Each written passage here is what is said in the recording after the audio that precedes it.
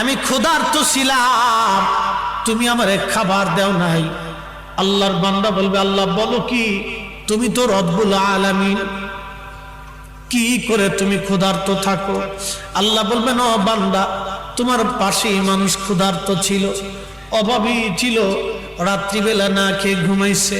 তুমি যদি সেই দিন আমার ক্ষুধার্ত বান্দার কাছে খাবার পৌঁছাইতা, সেই দিন আমি মালিকের খাবার খাওয়া হয়ে যাইতো।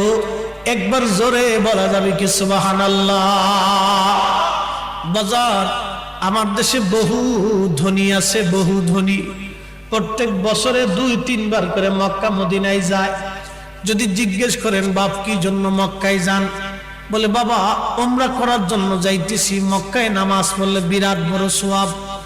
ওই যে মাঝে মধ্যে দেখবেন ঢাকাতে আমরা তো থাকি, আমরা জানি কোটি কোটি টাকার মালিক, ওই যে তারা মাহে রমজান আসার পরে মদিনায় মক্কায় যায়। কি আজিজি ভাই বন্ধু, মক্কায় যা কি জন্য জানেননি?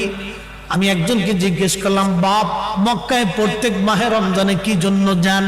বলে হুজুর আপনি কি জানেন না, মক্কায় 1 রাকাত নামাজ পড়লে 1 লক্ষ রাকাতের সওয়াব, মাহে রমজানে পড়লে তো কোনো হিসাব নাই। আমি বললাম, হ্যাঁ বাবা আমি তো ভালোই জানি। আচ্ছা মদিনাতে কি জন্য যান? বললো বাজান 1 রাকাত নামাজ পড়লে 50,000 রাকাতের সওয়াব হয়। আমি বললাম, হ্যাঁ বাবা কথা তো সত্য, মাহে রমজানে বিগয়রি হিসাব, এটার কোনো হিসাব নাই।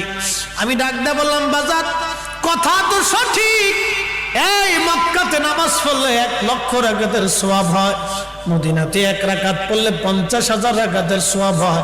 আমি বললাম, বাজান কথা তো সঠিক, কিন্তু বাপ একটু বলবেন তো, বাড়ির পাশে আপনার এলাকায়, আপনার মহল্লাতে কত মা টাকার অভাবে ভালো ইফতার করতে পারে না।